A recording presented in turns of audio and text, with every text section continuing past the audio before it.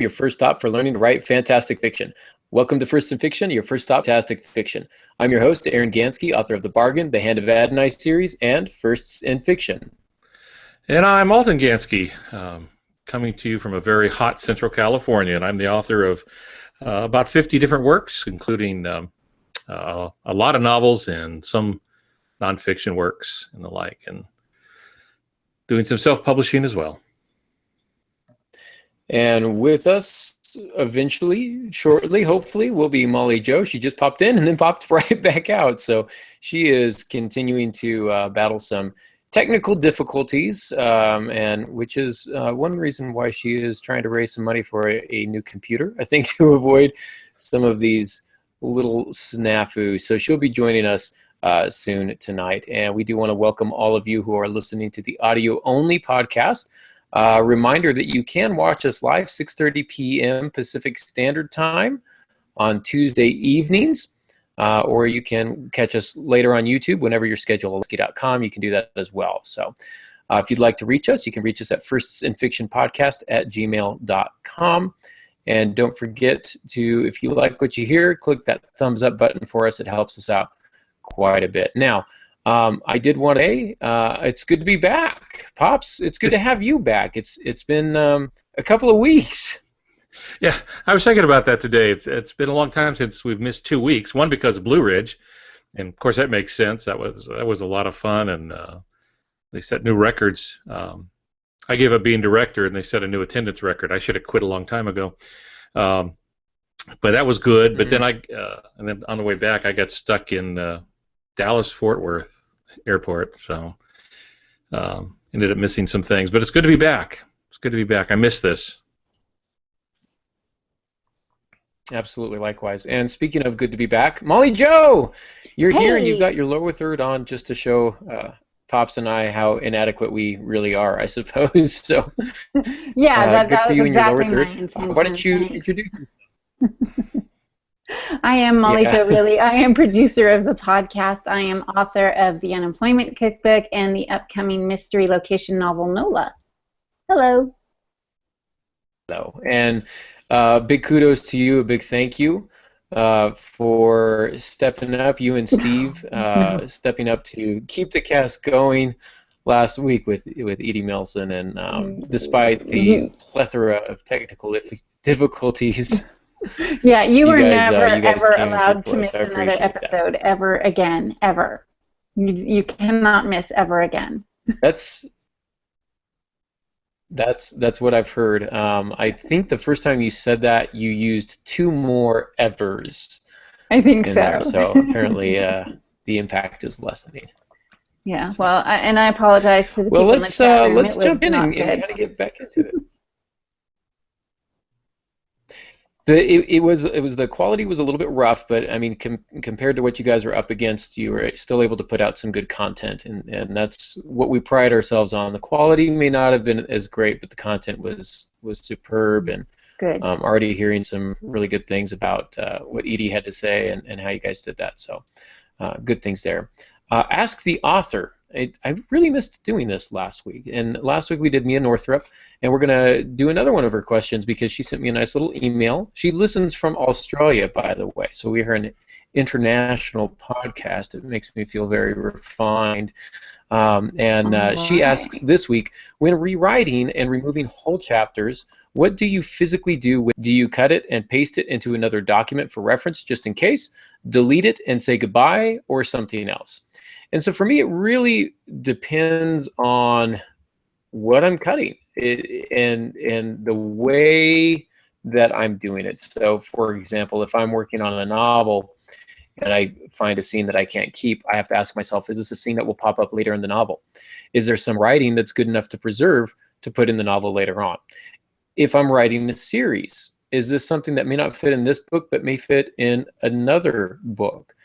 If I'm simply writing a short story or a standalone and I determine that there's just no place for it, but I'm just writing, I might take some of the descriptions, but I'm not going to keep the entire scene. And what I'll do, especially in Scrivener, is I've got an extra file called leftovers. And I'm just keep all the good writing there that I can't keep. It's the darlings that I have to cut. However, if I'm rereading it and I think, wow, that sounded good in the first place, but it definitely doesn't sound good anymore, then I'll just cut it and say goodbye and not worry about it. I've become very ruthless with my writing. I don't tend to cry over having to cut entire pages and scenes.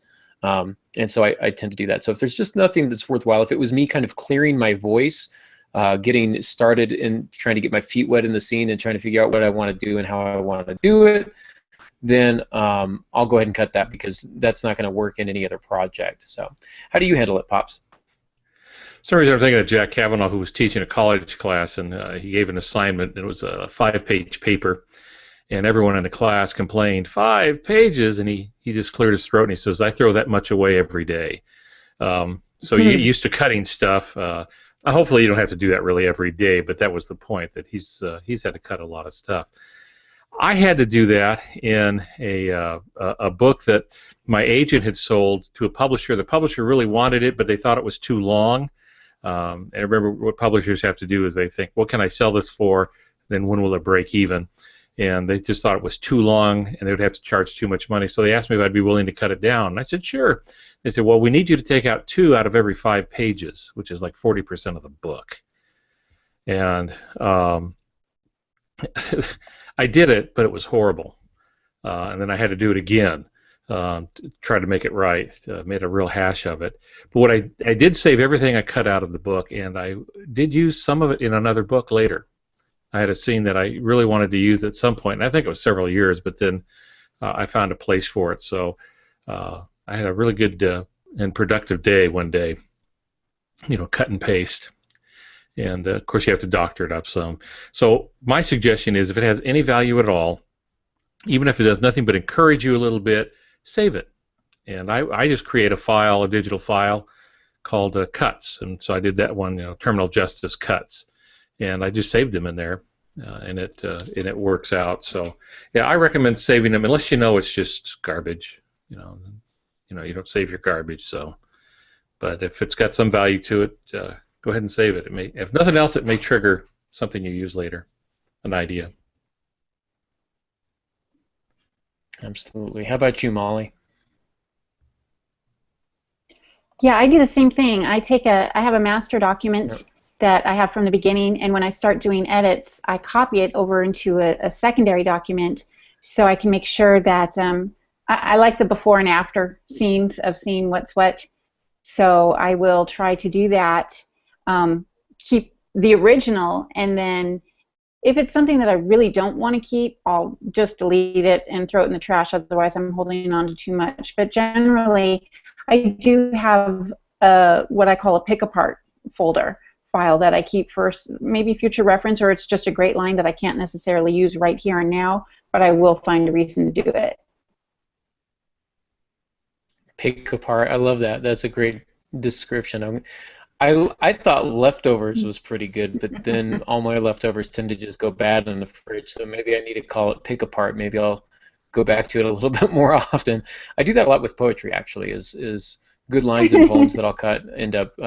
I've actually composed entire poems where that have just been lines that I've cut from other poems. So that's always fun. So before we jump into plot and structure, that's what we're going to be focusing on through the month of June.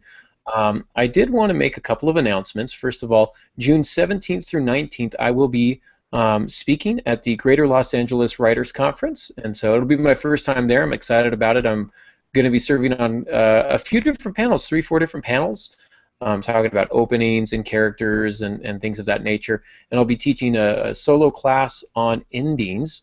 You can get maybe a bit of a sneak preview if you listen next week, but that ought to be fun. And we're back from Blue Ridge, so I thought we might kind of give our impressions of Blue Ridge. I thought it was a great time. Got to meet some great new writers and some good old friends that are also good writers. And just share some time with them. So it was really exciting. There was an award ceremony mixed in there somewhere. Somebody got an award. I can't remember, but that would be, it was pretty exciting. So, I remember. Pops, what were your impressions? Call on me. I remember. It was you. You won a SELA award. Yes, Pops, you. Okay, Al. Oh, You won a SELA award, you stinker. so yeah, it felt a little pretentious if I said it myself, so I just wanted to bait the hook and let you guys say it for me. So, yeah, that Well, I already that had it was in the very show notes. I was humbling going to tell and everybody exciting. anyway. So. Was it in the show notes? I completely missed it. So, but Pops, what were your impressions of Blue Ridge? Liar. Well, I always love Blue Ridge. I hate getting there. It's the round trip is 6 airplanes, 8 airports. And there's always a problem someplace along the line. Fortunately, they were always on the last leg, so I wasn't hurt too much by it. But it was a great conference. Edie Melson, who's been my co-director for a while and assistant director before that, was the director this year. I handed it off to her, and she did a super job. Big group. You were talking about getting questions from Australia. We had somebody who flew out from Australia to be at the conference, and one of the reasons was this podcast and Writers Talk. And so he came all the way over from, I think it was Melbourne, and then there was someone else that had traveled some distance that was there because of the podcast. So it was packed. It was packed, and everything just went really well. And since I wasn't director, it was refreshing to relate to all the conferees as just a faculty member, so I could just focus on the teaching and meeting with the conferees and stuff. So, and a little speaking, but for the most part, just the teaching. So, I enjoyed it quite a bit. Likewise. Molly, what were your impressions of it? And then also you had another quick announcement that you wanted to make. I did. Let me check the notes. Blue Ridge was really great. I had, for me, it was a lot out connecting, like you were saying, with people that we already knew. I was able to take Al's class on the Alpha and Omega of fiction writing, and that was extremely helpful. So I really enjoyed that. I love Blue Ridge. There's just something about being in an atmosphere surrounded by just a whole bunch of writers and agents and publishers and people that get you.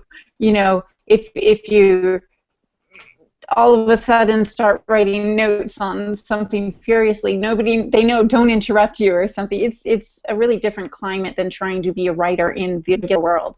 I love Blue Ridge very much. And the announcement we have is Aaron and I I started a competition with Aaron for this week on Amazon. If you will put up, we're trying to get reviews for his book, Hand of Adonai, and my book, The Unemployment Cookbook. So anybody who puts a review on either his Amazon reviews or my Amazon reviews or both will be entered to win a gift card, but the catch is the reviews have to be posted no later than this Friday, June 10th. And I will give out the gift card. I will email the gift card on Saturday, the 11th. All right, there you go. So just for $10 gift card, just for reviewing the SELA award-winning Hand of Adonai, the Book of Things to Come, or Molly Jo's very popular Unemployment Cookbook, which has been selling quite a few copies lately. So congrats on that. And I did want to mention, Pops, one of the highlights of going to Blue Ridge this year was being able to sit in on one of your classes. You taught on a Thursday, which you normally don't do, and I didn't. So I got to sit in on your last Alpha and Omega of novel writing, and it's one thing to hear all your wisdom on this podcast. I get to hear that every week, so I feel very blessed in that regard. But it's quite another to see you up in front of a classroom and answering questions and just really going into depth on a lot of these issues. It was really fun. I was glad that I could do that and see you do that. It's not often I get to just sit and participate in something like that. So that was a lot of fun for me. It was a lot of fun. So now on to our topic tonight, which was beginnings and endings, and then we quickly looked at the show notes and went, well, that's 2 shows, that's not 1 show. So we made the executive decision, this will be 2 shows. We will begin the cast this week and end it next week, where we talk about endings. See, because it's beginnings and endings and Alpha and Omega, and okay, moving on. Before we begin, I just want to say that when we talk about openings, thank you. before we talk about openings, I want to make sure that we're not talking just about first lines. That's a whole different cast by itself. One I've talked about at length before. In fact, Pops, there's you did a writer's talk where I was the guest, and we talked about my book Firsts in Fiction, which talks about how to write a good first line. And so if you're interested, in the show notes this week, I'm going to have that link for you, and you can go and check out Pops's podcast Writer's Talk. And I believe that was a writer's talk, wasn't it, Pops? Yeah, I think so. I think when your book came out, we did an interview on it. Yeah, but you can get that link or embed it in your website, and they could just watch it there. Mm-hmm. Mm-hmm. Yeah, and that was a good one. So, well, they're all good, but you understand. Anyhow, moving on. Pops, you wanted to start off with some basic terms here when we start talking about beginnings and endings. Right. Yeah. Because of the nature of podcasting, you never know who's listening or where they're going to be listening. There'll be people listening a year from now on this. So my motto has been never assume everybody knows the terminology. So we want to make sure we're all on the same page. So when we talk about beginnings and endings, we're going to talk about some of the key points in a novel. And this will be in the show notes, so you'll want to jump over there and get the show notes. And you can get a little more information on these. But the basic terms as far as this podcast is concerned is the term prologues, and there's a lot of controversy about whether or not you should have a prologue in a novel. Let me just put that to rest. If you need one, you should have one. If you don't need one, don't put one in. But prologue is really from the Greek from two words. It means the words before. Pro, before, and log from logos, meaning words. So from the Greek, it just means the words that come before. It's a scene that sets up the story that's to follow. Usually, not always, but usually it does not involve your protagonist. Your protagonist normally comes in chapter 1. That's not hard and fast. It's not set in concrete. It's not written in stone. I've had my protagonist in a prologue before, but the setting was different. The time was different from the rest of the story. So if there's going to be a big gap, then a prologue works for that. Epilogue is the opposite of prologue. Epi means on top of, so it's the words on top, in this case at the end of, and it means it's the place where you wind up the details of the plot. So you have a prologue and an epilogue. Then there's one that not many new writers know, film writers know this very well, and it's the denouement, and that's spelled Denouement. Yes, it's French. The denouement, so it's not pronounced as it's spelled because it's, again, French, but it's that period in the plot line where all the strands are tied up. So the denouement is usually in the epilogue, where everything just gets tidied up and you don't leave things hanging. Another term that you'll hear from time to time is called the inciting incident, and this has to do with what we'll talk about tonight, how things begin. An inciting incident is that event at the beginning of the plot, beginning of the book, that involves your protagonist, gets them pulled into it, whatever that event might be. So in action, it might be, I'm thinking of Clive Cussler and his prologues, or in the beginning of his books. There's always something that will pull his character in and start things off and become important a little bit later. The inciting incident, anyway, just gets things started. It's the kickstart, it's the explosion in the front, or the danger, or the upset, whatever it might be. Plot points, we're not going to go into detail on that, but just so everyone knows, a plot point is something that changes in the plot that makes the story move forward, and it's your protagonist walking through the door, and the door slams behind him. All of this takes place in rising action, which is going to lead to the climax, and we'll get more to that in next week's show as we talk about endings. And climax is the point where the plot hits the fan, if you get my drift. It's the point where the plot hits the fan. Mm-hmm.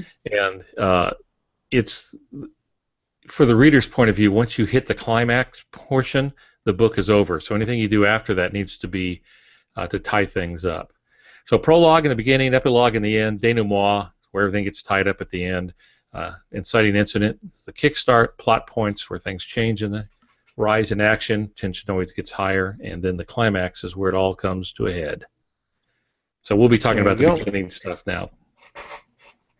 Absolutely. And one of the things that I think is the most important for beginning writers, the thing that they tend to do the least, or one of the common mistakes I see beginning writers do, and that is to not provide context for their story.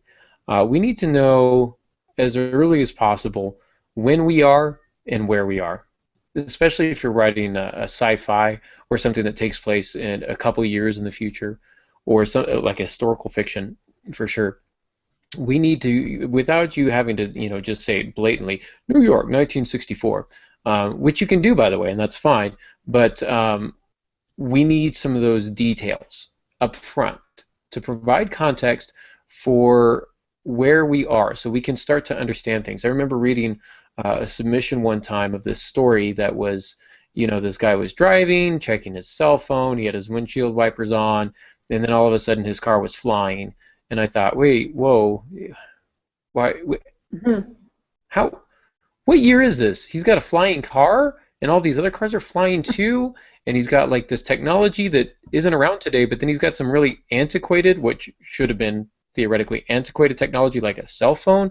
That seems pretty old hat if you've got flying cars. So I was really confused, and some of that started to show up on page 10, on page 15.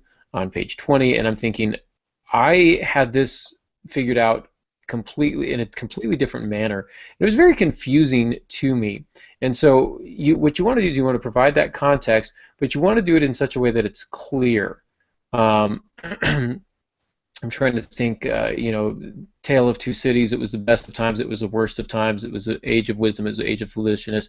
So he's setting up these juxtapositions of the two different, classes of people in the time period, and you get to learn pretty soon that we're around the French Revolution, and all these things are kind of going on. But he's setting the groundwork for us with that. The only exception I can think of that's worked where we don't get a lot of context is in Orson Scott Card's Ender's Game, where he begins with what's called a white room conversation. That is two people speaking, and the people are not named, and they are. It never says who's saying what. It's just almost like a transcript. And interestingly enough, Orson Scott Card says in his classes, don't do this. Don't start with a white room conversation. But the reason he does it in Ender's Game is because the people who are speaking are not as important as who they are speaking about. Whom they are speaking about, who or whom they about whom they are speaking, and so he wanted the emphasis to be on who they were speaking about, whom they were speaking about. And even then, I still wanted to know who was talking. But even with that, I knew the context. I understood who they were talking about and the time period immediately, and so a lot of that stage was set. Does that make sense? Yeah, I think it makes sense, and it's because readers are very dependent upon the writer to give them the information. And what will happen with the reader is if the information is not given, then the reader will assume certain things. And they'll do that with descriptions. If you don't give enough description of an individual, I'm talking about a physical description or other things are needed. Again, we're not talking laundry list here. You don't want to do that. But if you don't give any description, then they will form one in their head, and then when you give one later, it will clash, and they'll think, no, he doesn't look like that. Because I know he has brown hair, and now you're telling me he has black hair. That can't be right. When did that change? They won't even realize that they added that information. So this is always a tough balance, is not to give too much context. In the old writings, like in the 1800s, they'd spend pages on this stuff, but then they were paying by the word again. So you can spend too much time that you wear the reader down. You give the reader what they need. You leave enough room for them to bring their own imagination into it, and then that will get them involved in the story. Yeah, and like you say, you don't need to spend an entire page or 2 pages developing the setting or the physical descriptions of the characters, but something should be there. I've read books where 3 pages in, I don't know the character's name. 3 pages in, I don't know the protagonist's gender. It's written in first person, and I still don't know their gender. And so I get this a lot from my students. They'll turn in a story, and it'll be a female student who turns in a story, and it's in first person, so I make the assumption this is a female protagonist. But, 3 pages in, I learn that it's actually a male, and it's a very weird and awkward way to figure that out. And so you want to kind of set that up, and it doesn't have to be much. It just has to be I woke up in the morning and put on my summer dress or something like that. Okay, that's fine. It's probably a girl that we're dealing with here. I don't know if girls wear summer dresses. Maybe they do. But something that's going to get us in the right context so that we understand what's going on and we feel connected. The problem is when we don't get the information up front and it comes later, it takes us out of the story. And we will pause and we'll have to go back and double check and we'll have to think, well, is that the way they described it? Or anytime your reader is brought out of the story, it's a lot easier for them to put the book down and not to pick it back up. They get very testy with that kind of stuff. They can get quite irritated, and so you don't want to do that. They'll start saying, "Oh, this guy doesn't know what he's doing." Maybe you do, but if you do, providing that context is going to be clear, really clarify things for the reader. So, one of the questions that comes up with this is, how do we do this without doing an info dump, which is a term that we use to describe giving us all of the information right up front. An info dump where you're describing a character is something like, the mirror scene. I woke up, I looked in the mirror, I had black hair and brown eyes, and my nose is big, and my ears are big, and whatever it is, where you just list all of the description in one time. We don't need that. Just instead, if you've got a paragraph like that, just pull out some of the descriptions and sprinkle them in later pages. We just need one or two to kind of get us going. So, does that seem fair, Pops? Yeah, I think so. I sometimes imagine it as leaving breadcrumbs for the reader. You don't give them the whole loaf right up front. You drop breadcrumbs, and as they go through the book, they'll pick these things up, and then they'll know what path they're on. Or another way of thinking of it is you're giving them pieces to a puzzle. As long as you give them enough pieces that they can see what fits where, they'll stay with you. If you don't, if you just are so intent on skipping right to the action or something like that, you'll lose the reader. And readers are not going to invest a lot of brain power trying to figure out what you should have told them. When I teach students stuff like we were talking about being at Blue Ridge, and I'll be at Florida next year, and stuff like that. And like what you're doing, you deal with conferees, and you'll say, well, no, I don't understand what's going on here. And they go, oh, what I meant to write was this. And you hear that about the fifth time, and you say, you understand you're not going to be sitting next to your reader telling them what you mean. It doesn't matter what you mean, it matters what you write. So you have to do the work of the writer and find a way to get that information in smoothly without interrupting the reader, but giving them everything that they need. Piecemeal. Read really good books, and you'll see how they kind of flesh things out. So, and so the first thing you want to do is provide that context. The next thing that you want to do is provide conflict, and conflict is the fundamental element of fiction. It is fiction. Without conflict, there is no fiction. There's the old expression of, the king died. That's not a story, because it's not fiction, because there's no conflict. Instead, if you say the queen died from grief, now we've got a story. Now we have fiction, because the character wants something and can't have it. And that's what conflict is. Conflict is really the obstacle that stands between your character and what they desire. So while you're providing context in terms of setting and of character, you also want to provide the context of the conflict, which is what does the character want and why can't they have it? So there are lots of ways to go about doing this. I remember reading recently a submission that came to me, and in it the main character had just been divorced, but she was okay with it. It was like, oh, it's fine, the guy was a jerk, so I'm better off without him. And I'm thinking, maybe that's just a front that she's putting on, but divorce can be a pretty horrendous thing. And so if my character doesn't care about it, then the reader is not going to care about it either. And so you want to have something that the character cares about, something that's at stake, something that they want, and then you need to provide some sort of conflict, some sort of obstacle. Again, I use the example of the man waking up who's thirsty and wants a glass of water. Somewhere on page 1, he should turn on the faucet and nothing comes out. Now we've got a little conflict. It doesn't have to be a dead body or a gunshot or a depressed main character or an explosion.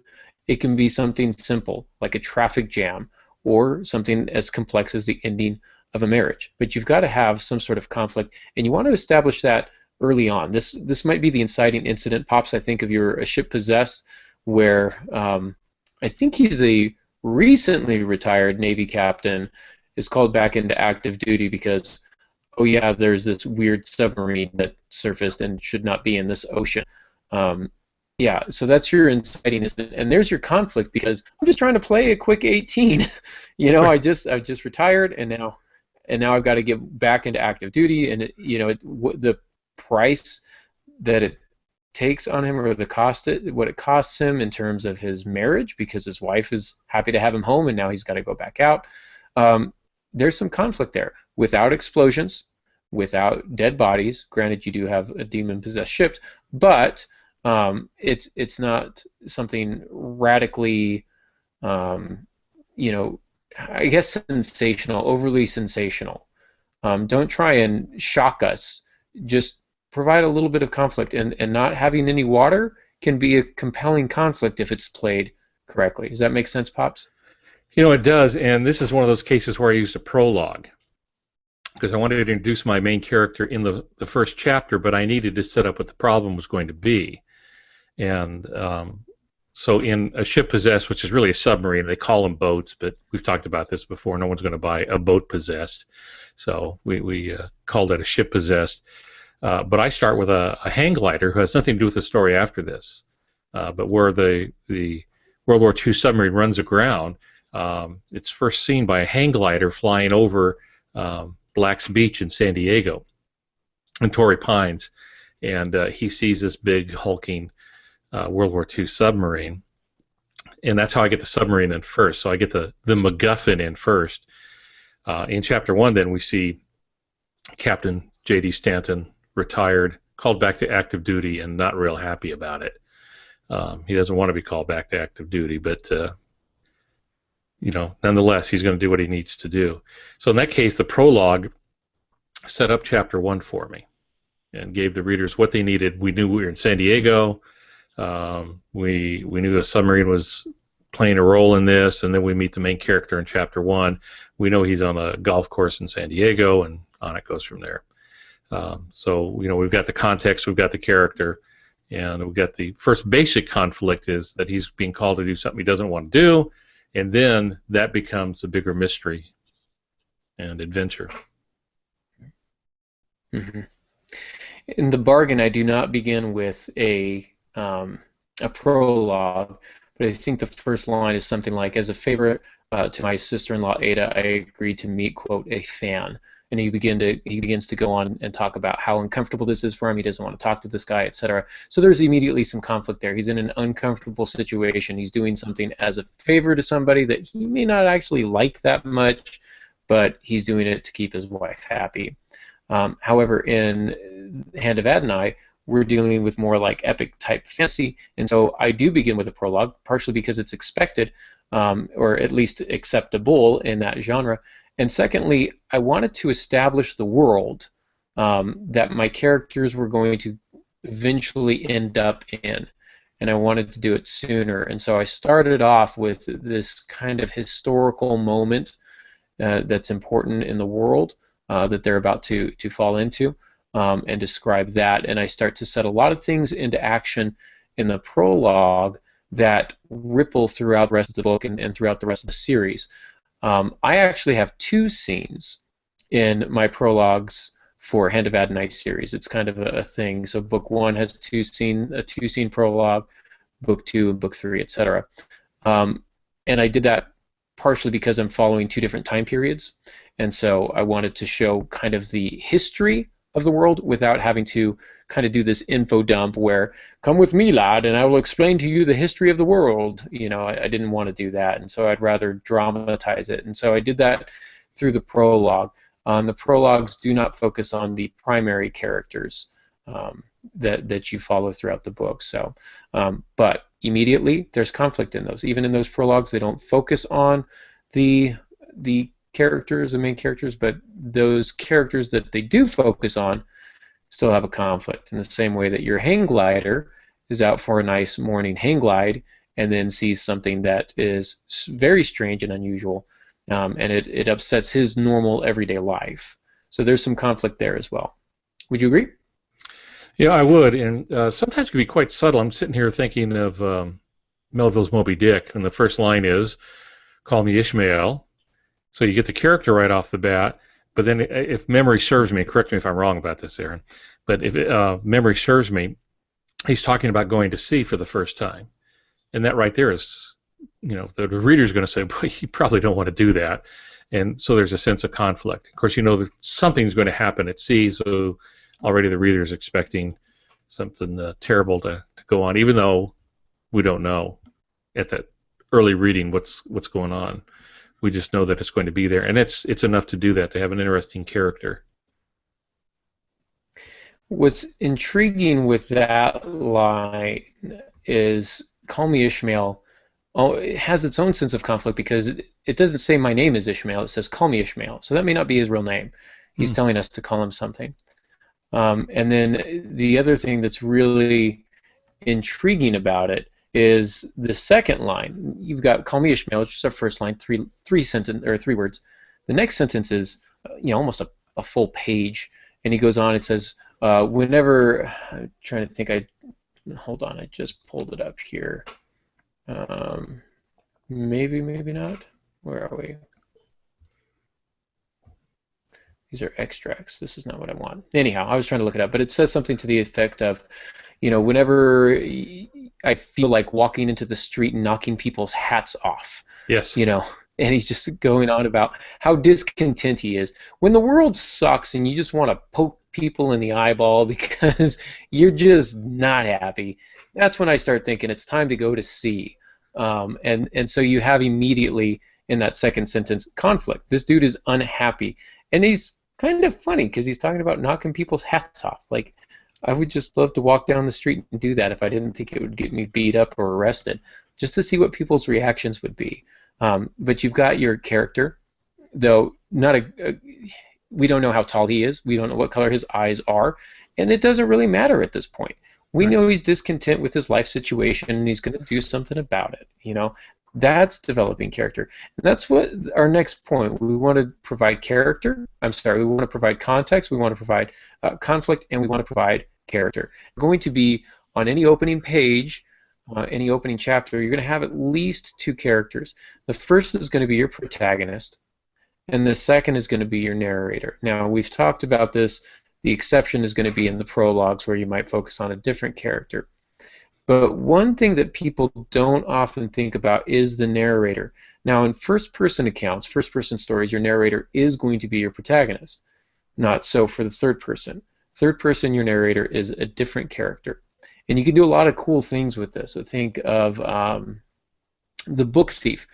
Marcus Zuzel, I can't remember the guy's name. Marcus something. And the narrator is Death. And so he writes it in first person, but it's actually kind of this weird first person omniscient type of thing because he can see into people's minds and tell what they're thinking and feeling, etc. And so it's all done from Death's point of view.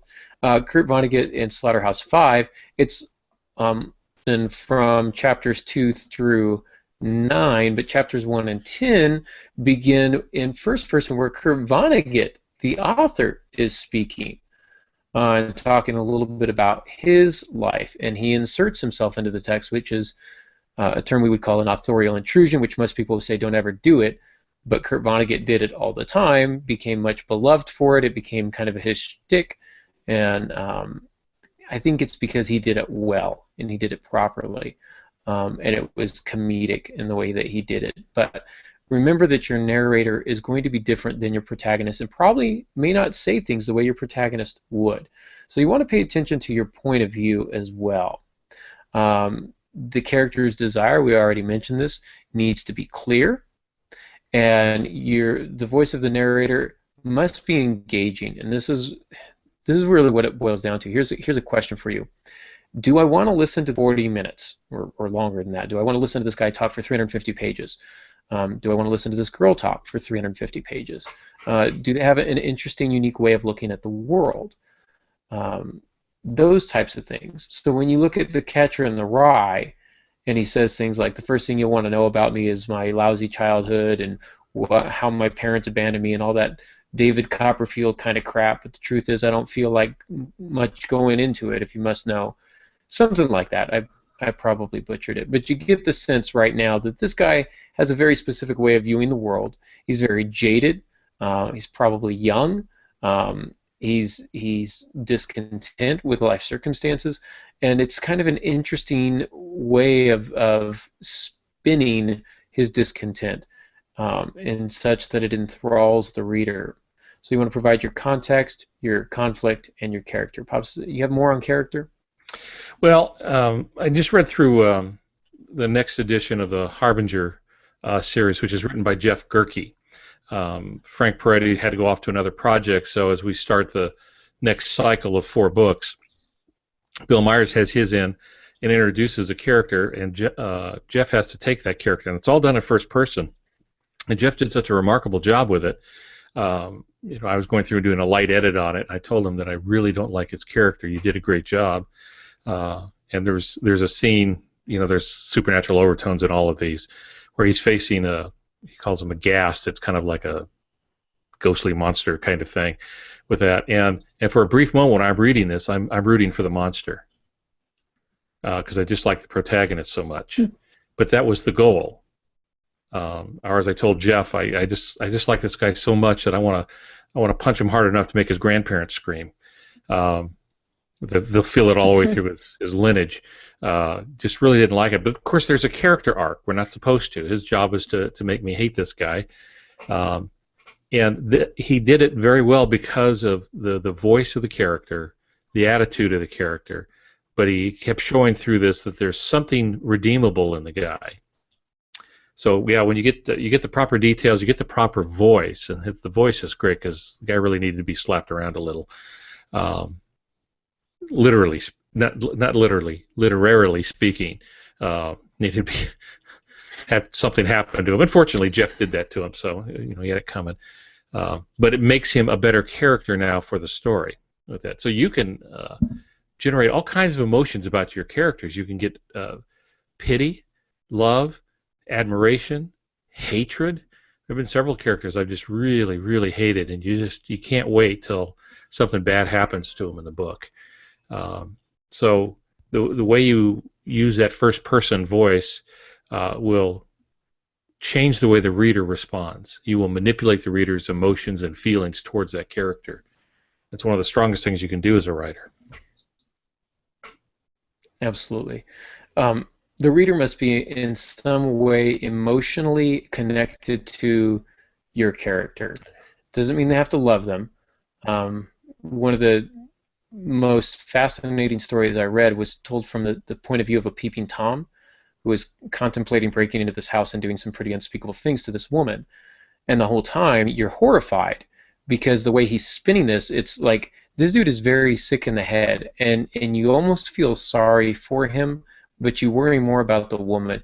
And you keep reading, not because you want this guy to succeed, right? What are his desires? Well, they're pretty clearly played out and fantasized about.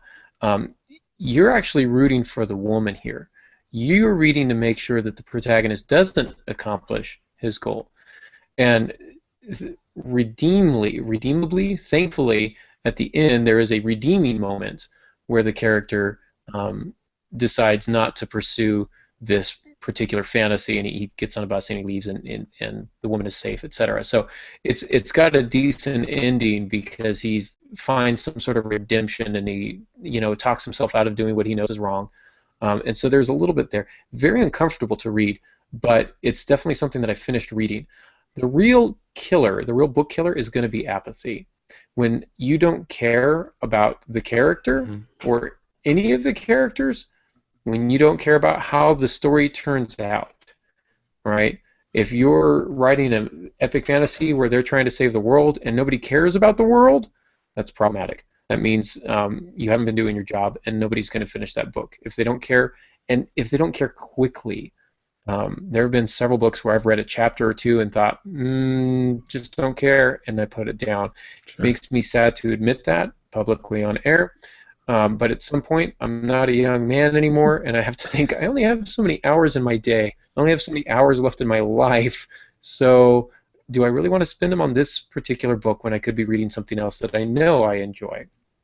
And so, you want to make your character connect to the reader in some way emotionally. And I did not realize that Jeff Gerke was doing Harbinger series now. That's exciting. Yeah, this is his first one, and it's a good story.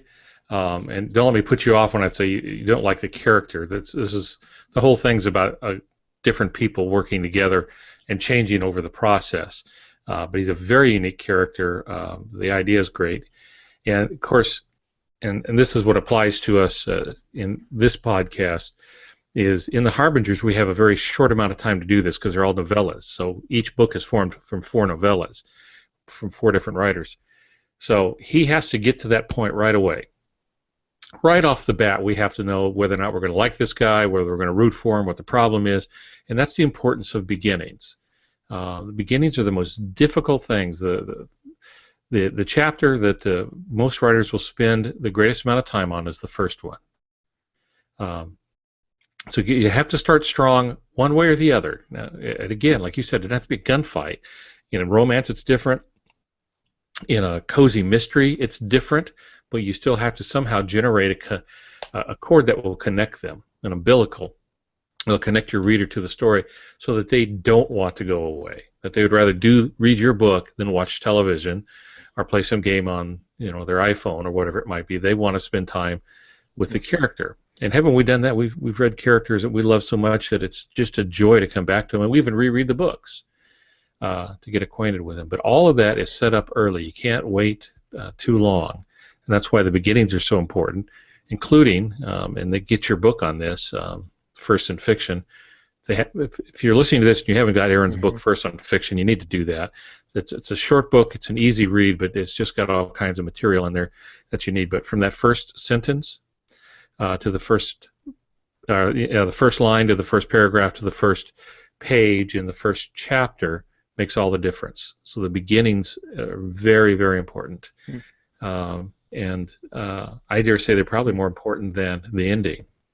Though the ending's important, but if you don't hook them in the beginning, the reader won't stay with you and they won't pick up your next book or recommend your book. That's true. A lot of people say, "Oh, but wait till you get to the ending."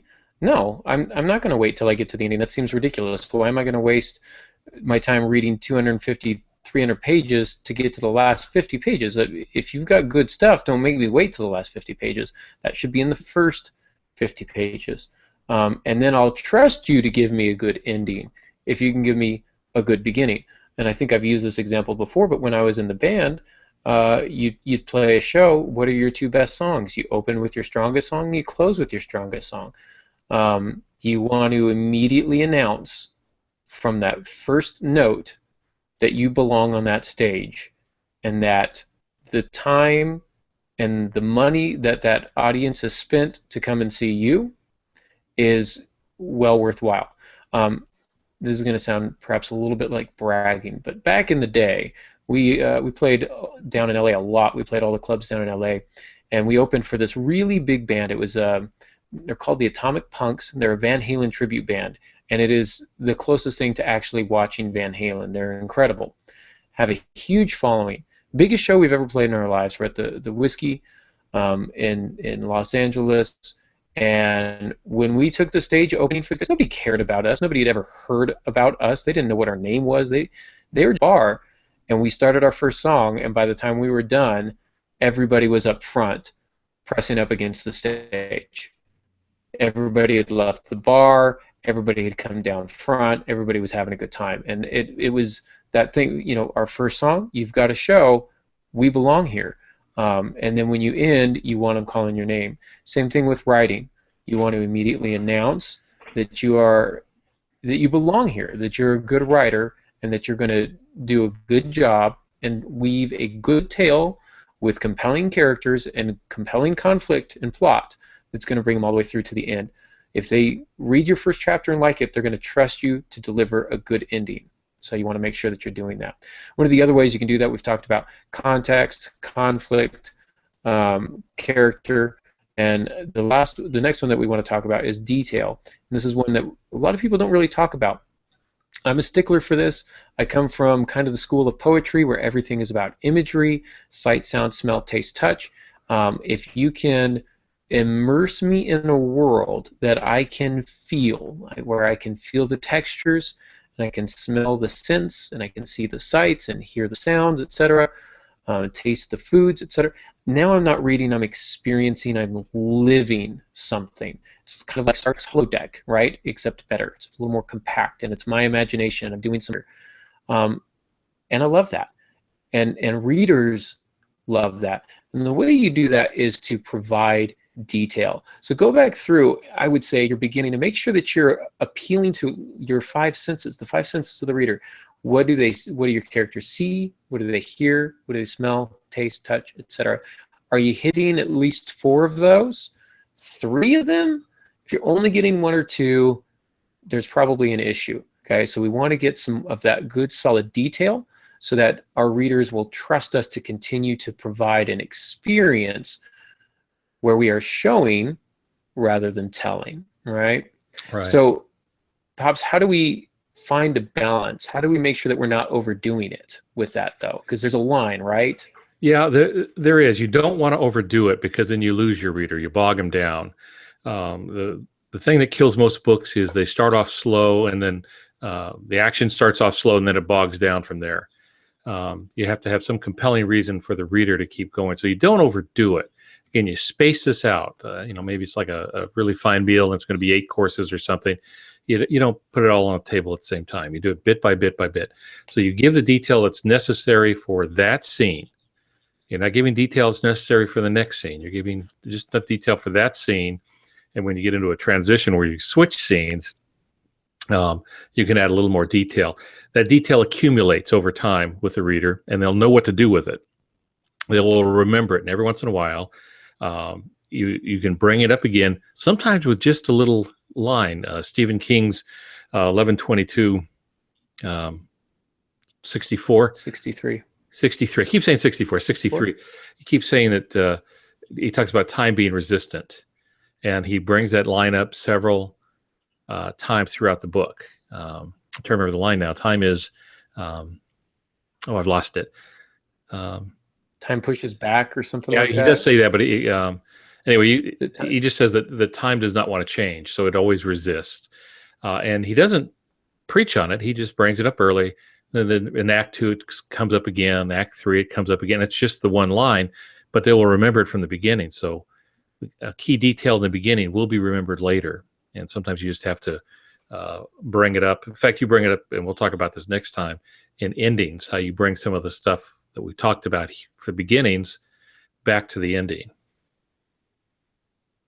Best way really to do this in all of these things, skipping a little ahead here, but is just to read good books. So when you're getting ready to start your book, sit down with a bunch of really good books and see how they did their first 3 pages. Just read them. And if one doesn't work for you, you move that aside and you keep going until you find several that really work, and it's the best education you can get. I agree. Sample all the best writers from your bookshelf. Spend some time at the library. Just go to the library for a day and just pull novels, the greats, pull them off the shelf and read them. I do want to, some of the older ones, things have changed. So if you're writing for a modern audience, you're going to want to read some more modern books. Talking about giving too much detail, I think of Edgar Allan Poe, whom I love with all of my heart, but in a telltale, he ends up giving like a schematic that he's trapped in, like meter by meter, which I thought was a little bit overkill.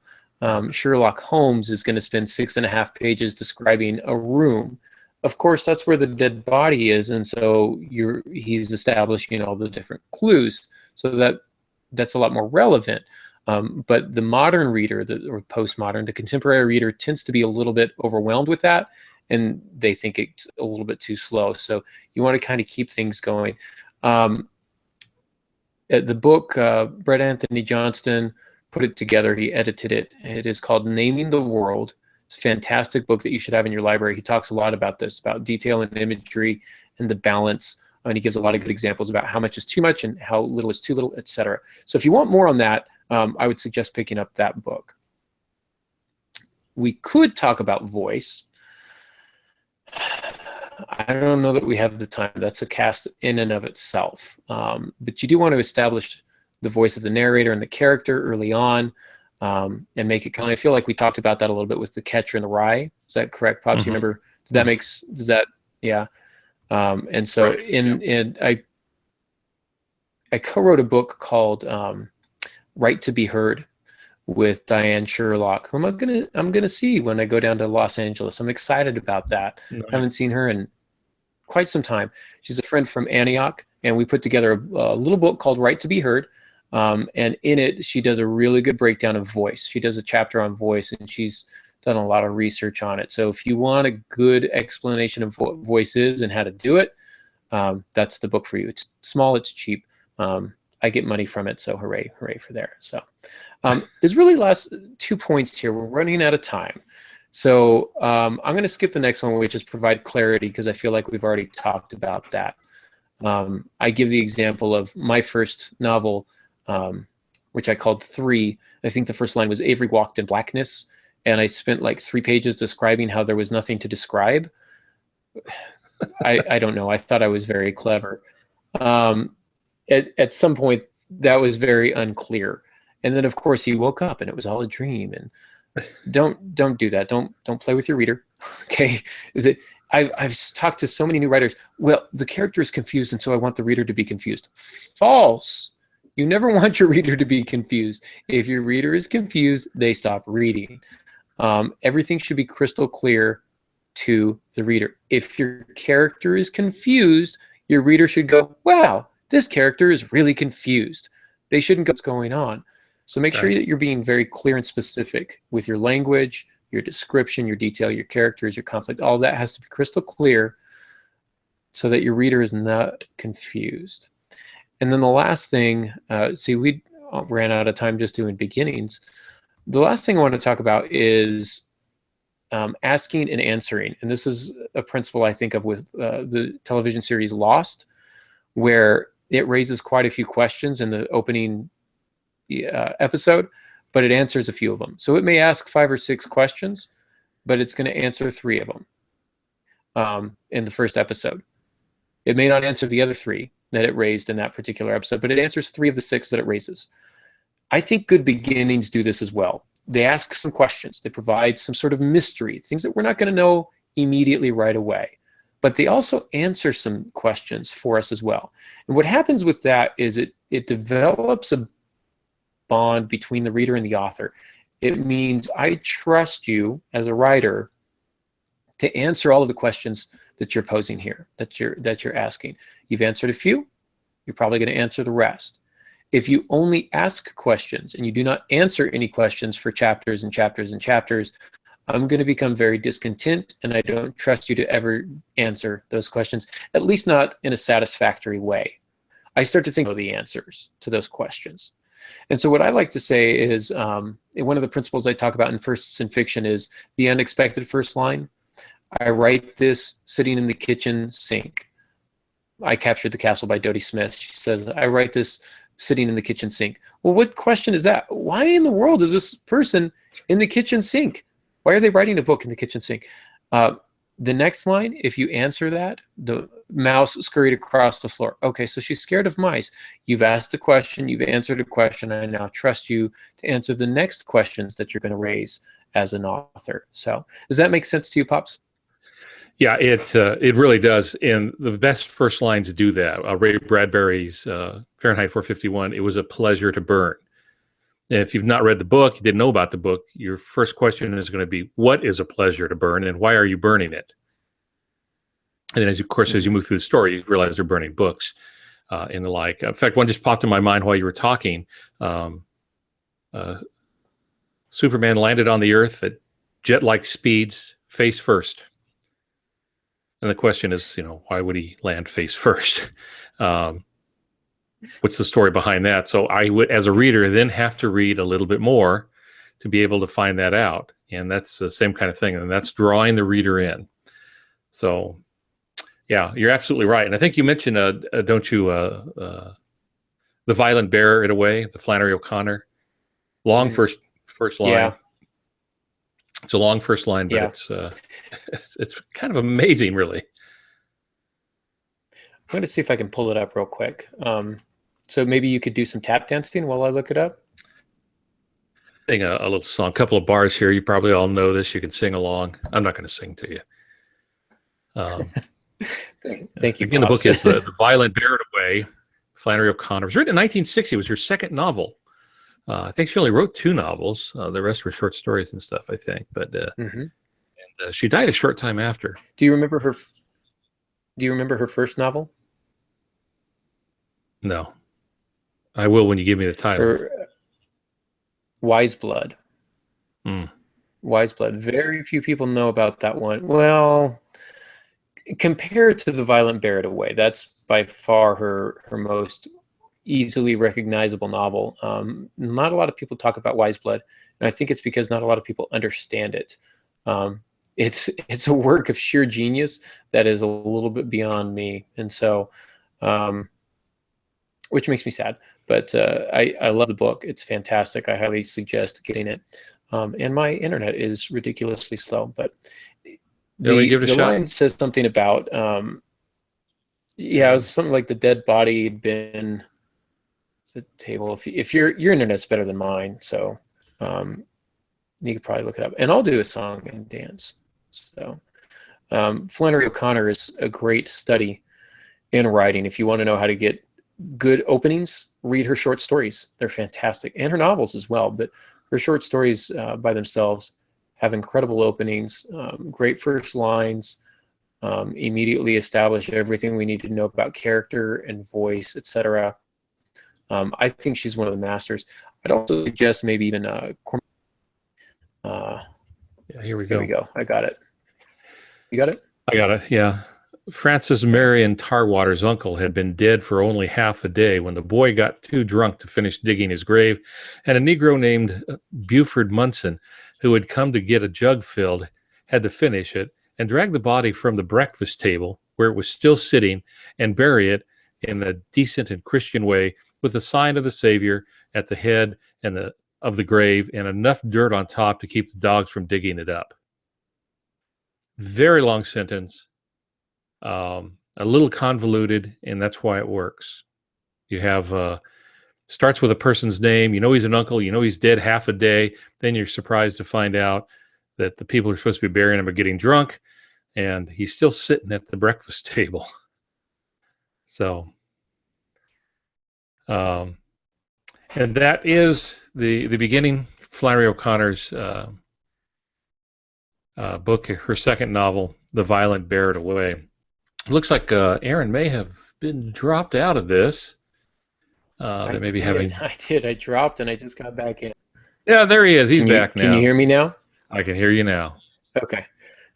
I wonder if we should probably wrap it up before it drops me again. So I was getting ready to read the whole chapter, so give you time to come back. You could have, but and it looks like Molly is not with us either. At least not in the podcast. So we've had a very active chat room today. And so just scanning through real quick to see if we've got any questions that have popped up here. It looks like a lot of comments. I'm not seeing a lot of question marks. So we'll go ahead and call it a day then. All right. If you listened in the chat room, thank you very much. We appreciate having you here. Next week, we'll be able to keep our connection the whole time. And join us next week when we talk about endings. As a reminder, you can find Molly Jo at franklymydearmojo.com. You can find Pops at altongansky.com. You can find me at aarongansky.com. Hit that thumbs up button at the bottom. Helps us out quite a bit. So thank you all for listening. And until next week, good writing.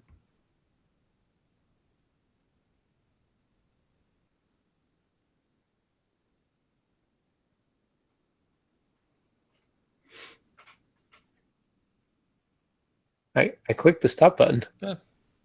Apparently we're still live. It's taking a long time to stop. So, yep. So I get, you know what I'll do is I'll scan. I'll probably have to cut this part off at the end if I can, but I will. It is not terminating. But I will. There. Failed to stop broadcast. Please try again. Okay. Trying it again. Thanks for all for listening, and until next week, good writing. They just don't want to let go, do Round they? 2. No. I wonder if it's because it dropped me out. So what I'm going to do then is I'm just going to close out, and Pops, if you'll close out, and hopefully that will do the trick. All right. Sound good? Sounds good. All right. Thanks all.